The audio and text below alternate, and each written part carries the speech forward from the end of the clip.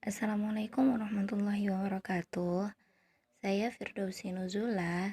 Kali ini saya akan menjelaskan sedikit materi tentang ruang lingkup psikologi anak dan remaja dalam aspek belajar dalam memenuhi tugas mata kuliah konseling anak dan remaja.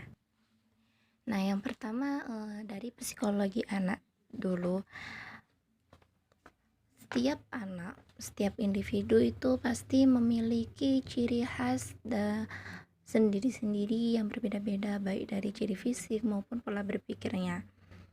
Nah, dimana kebiasaan itu orang tua itu pasti menginginkan anak-anaknya untuk menjadi anak yang pintar, yang berprestasi, tetapi mereka itu tidak mengetahui bagaimana cara anak-anak itu mampu belajar dengan benar gitu loh, karena setiap anak itu memiliki gaya belajar yang berbeda-beda.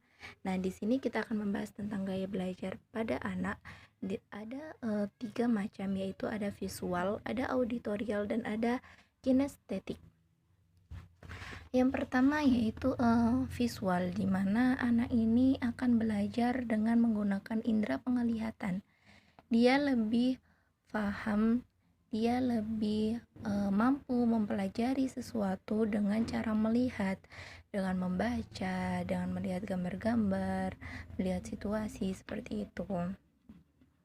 Nah, untuk anak yang visual ini biasanya itu dia lebih suka untuk membaca daripada ia dibacakan. Kemudian dia juga lebih cenderung ke penampilan yang rapi, teratur.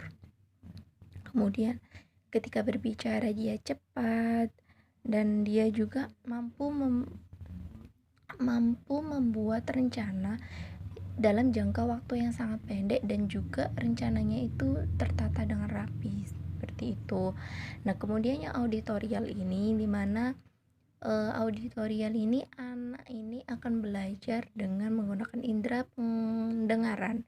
Dia lebih suka mendengar, dia lebih suka dibacakan daripada membaca, dia lebih suka dengan hal-hal yang tenang, karena ketika dia belajar dan ada keributan atau suara berisik, dia akan terganggu, karena yang main dalam proses pembelajarannya itu adalah telinganya, bukan matanya. Dan ketika berbicara juga, dia itu berbicara yang fasih, kemudian dia juga suka berbicara sendiri. Ketika ditanya pun dia akan menjawab dengan jawaban yang sangat panjang lebar. Kemudian ada kinestetik. Kinestetik ini dimana anak ini akan belajar dengan menggunakan indera pendengaran juga indera penglihatan. Biasanya anak kinestetik ini suka berbicara dengan perlahan, pelan-pelan. Kemudian ketika dia menghafalkan atau membaca, dia itu cenderung untuk menggerakkan anggota tubuhnya seperti berjalan. Kemudian ketika membaca pun dia akan menunjuk kalimat yang dibaca itu dengan jarinya seperti itu. Nah, kemudian yang kedua ada penyebab timbulnya kesulitan belajar, di mana ada beberapa faktor. Yang pertama ada faktor keturunan, di mana faktor keturunan ini bisa menurun dari keluarganya, dari orang tuanya. Misalnya ketika orang tuanya itu sulit untuk membaca, nah anaknya itu juga kemungkinan bisa juga sulit membaca seperti itu. Kemudian ada gangguan fungsi otak, di mana gangguan fungsi otak ini menuju ke syarafnya. Ketika syaraf itu rusak, maka pola pikir anak pun juga akan rusak. Kemudian ada pengorganisasian berpikir, di mana anak ini tidak mampu untuk mengorganisasikan pikirannya, kayak tidak mampu untuk merencanakan, tidak mampu untuk mengelola,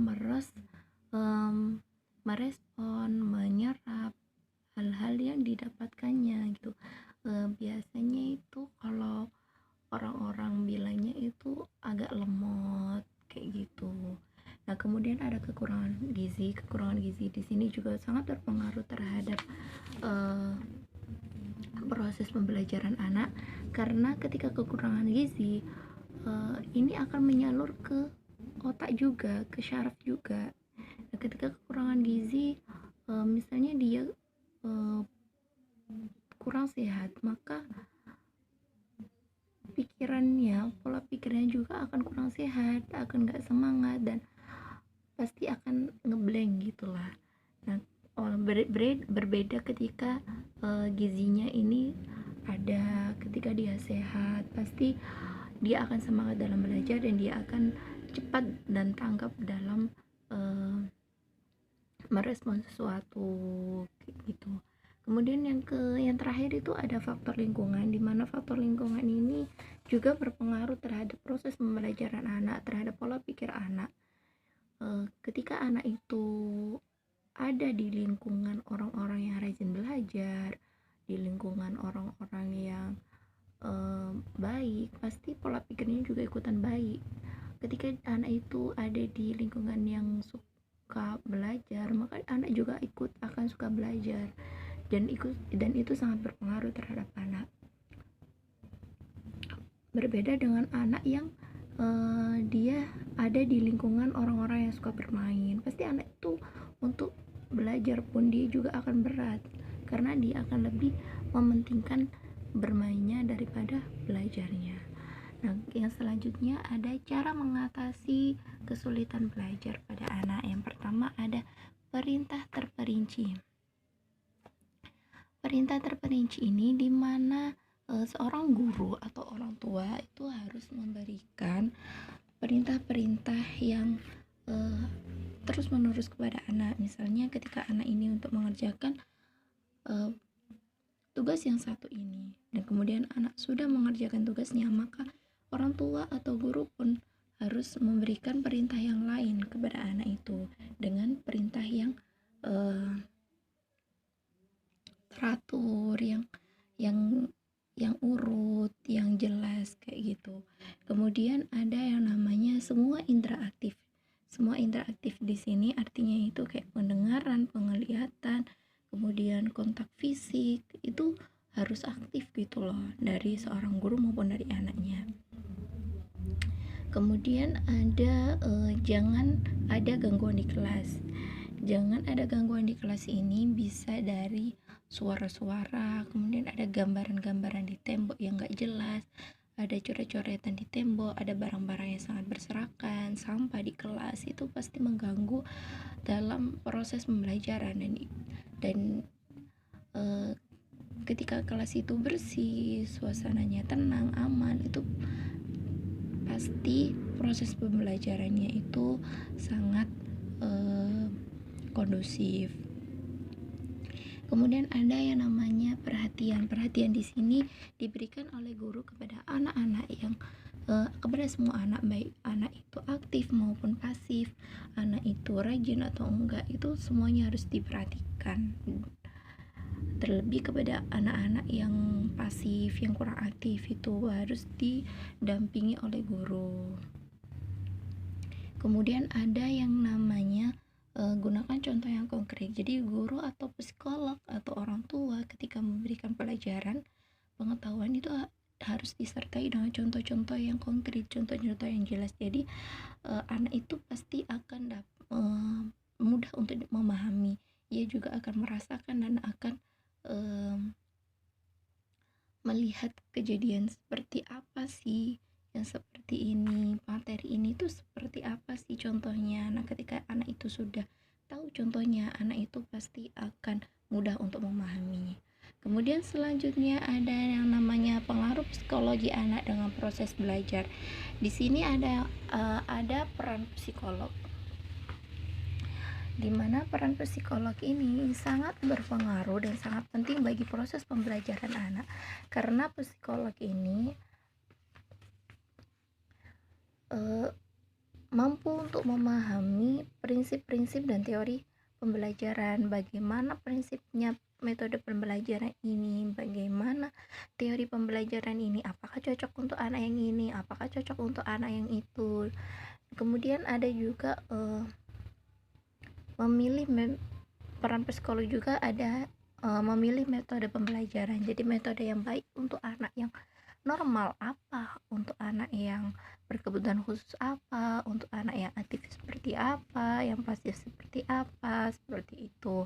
Kemudian menciptakan situasi pembelajaran yang kondusif. Bagaimana peran psikolog ini untuk menciptakan kelas yang nyaman, yang enak, yang tenang, yang gak ricu, yang anak-anaknya itu akan nurut, seperti itu.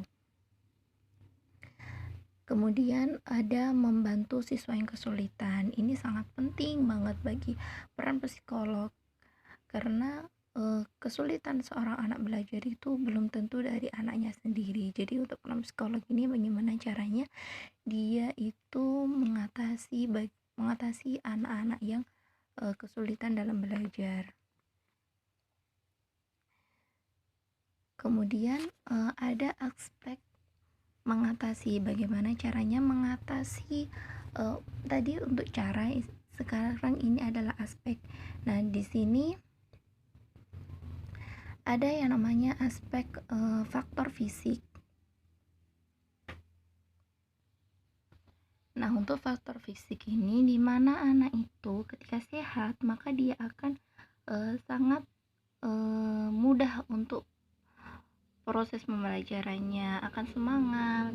Kemudian ketika anak yang sakit maka dia akan lemah, dia akan lemas kayak gitu.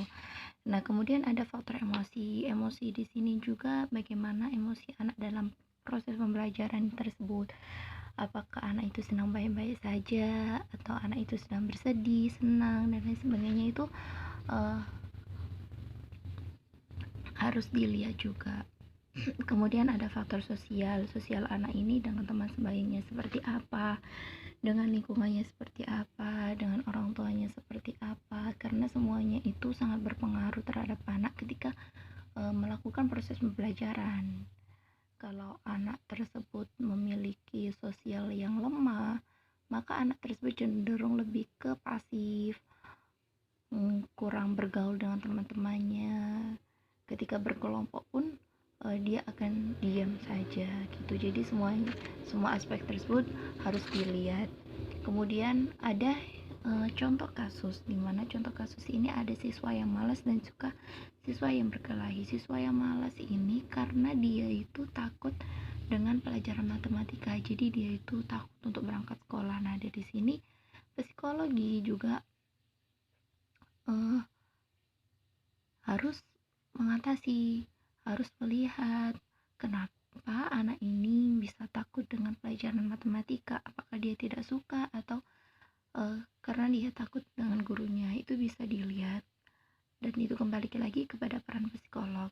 Kemudian ada juga dari emosional siswa, yang siswa itu suka berkelahi, siswa itu suka berbohong, mencontek, itu juga bisa berpengaruh gitu dalam proses pembelajaran. Jadi di situ juga peran psikolog juga harus mencari tahu kenapa anak itu bisa seperti itu emosionalnya.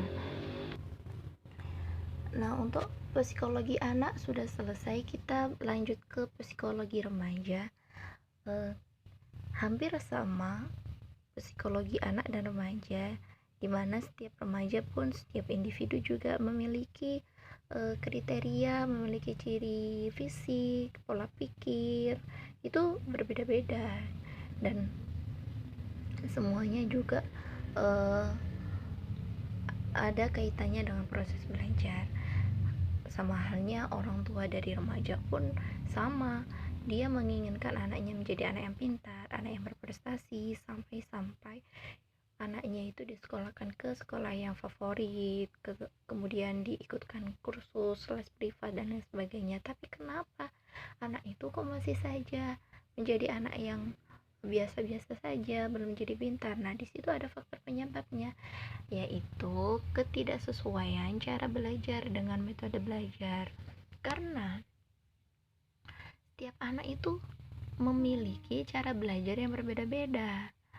Dimana ketika anak itu diberikan metode belajar dengan listening, dengan mendengarkan, tapi cara belajar anak itu dengan visual, maka anak itu pun akan kesulitan gitu loh dalam menyerap pelajaran tersebut. Maka yang ada, anak itu tetap menjadi anak yang seperti itu, bukan menjadi anak yang lebih pintar dan anak yang berprestasi gitu loh, karena faktor ya itu, antara cara belajar dan metode belajar itu tidak sesuai. Nah, makanya di sini ada yang namanya cara belajar, di mana cara belajar ini ada visual, ada auditorium, dan ada kinestetik, sama halnya dengan psikologi anak. Visual di sini juga sama dengan indera penglihatan, dimana ciri-cirinya pun sama. Anak itu lebih suka membaca daripada dibacakan. Kemudian cenderung anak yang rapi, yang teratur. Ketika ditanya tentang bidang seni, maka anak ini akan lebih suka dengan seni yang ada gambarnya, seni lukis, seni art kayak gitu. Nah, anak remaja di sini juga lebih suka dengan menjawab pertanyaan ya atau tidak. Ketika dijawab, ia hanya menjawab iya atau tidak, dan tidak menyertakan alasan-alasan yang panjang. Kemudian ia juga lebih cenderung memiliki pengejaan huruf yang baik. Dia suka mengeja huruf yang baik. Kemudian ada auditorial, di mana auditorial ini sama, indera yang digunakan adalah indera pendengaran, di mana ciri-cirinya itu anak ini sering berbicara sendiri. Kemudian dia juga terganggu dengan sebuah keributan. Ketika belajar dia sangat terganggu dengan keributan. Kemudian kalaupun dia diharuskan untuk belajar dengan cara membaca, maka dia akan membacanya dengan suara yang keras. Kemudian dia mampu untuk mengulangi dan menirukan nada atau irama atau kalimat-kalimat yang didengarnya. Kemudian dia suka berbicara, dia suka berdiskusi dengan penjelasan yang panjang lebar. Kemudian dia itu suka dengan seni musik.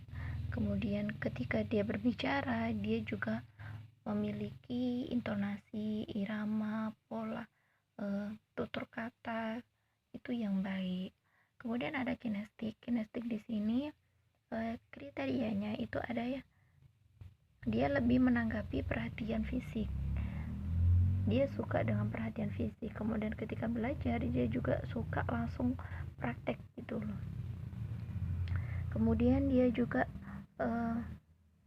memiliki banyak gerak fisik. Ya sama ketika membaca, ketika dia menghafal ataupun diam, dia itu lebih suka dengan bergerak, dan dia itu tidak betah dengan dia diam di waktu yang lama. Kemudian dia selalu ingin melakukan sesuatu. Ketika berbicara, ketika membaca ketika membaca pun dia juga menggunakan jarinya untuk menunjuk kata yang mana yang dibaca, seperti itu. Nah, kemudian dari proses pembelajaran itu, orang belajar itu pasti melalui pola pikir, dan pola pikir itu masuknya ke otak. Nah, di sini ada poin di mana otak itu sebagai pusat belajar. Dan otak itu dibagi menjadi 3, yaitu ada batang otak, di mana batang otak ini biasanya lebih bertanggung jawab kepada fungsi motorik, sensorik, kemudian dengan pengetahuan fisik yang berasal dari panca indera. Kemudian perilaku yang ditampakkan pada batang otak ini yaitu memperlihatkan perhatian hidupnya. Nah, di sekitar batang otak itu ada yang namanya sistem limbik. Sistem limbik ini fungsinya itu lebih bersifat ke emosional dan kognitif, yaitu dia mampu untuk menyimpan perasaan, menyimpan pengalaman yang menyenangkan, memori, kemudian juga ada kemampuan belajar. Kemudian di dalam sistem limbik juga ada yang namanya bioritme, dan bioritme ini mengatur semua apa yang dilakukan oleh manusia seperti pola tidur, lapar, haus, kemudian detak jantung, kemudian ada gairah seks, metabolisme, dan kekebalan tubuh itu masuk ke dalam sistem limbik. Nah, selanjutnya ada neokorteks, di mana neokorteks ini adalah berada pada sekitar sistem limbik, dan 80% dari neokorteks ini adalah seluruh materi dari otak, yang di situ tempatnya pusat kecerdasan manusia, yang meliputi dia dapat mengatur pesan-pesan, kemudian penalaran dan berpikir intelektual, perilaku yang normal itu masuk ke otak bagian neokorteks. Nah, kecerdasan yang tinggi pun itu juga masuk ke neokorteks, seperti dia pandai dalam matematika, kemudian visualnya sangat main, kemudian interpersonalnya, kemudian musikalnya dan intuisinya itu masuk ke dalam bagian otak yang neokorteks itu. Jadi itu penjelasan saya tentang ruang lingkup psikologi anak dan remaja dalam aspek belajar. Ada kurangnya, ada lebihnya, saya mohon maaf dan terima kasih. Wassalamualaikum warahmatullahi wabarakatuh.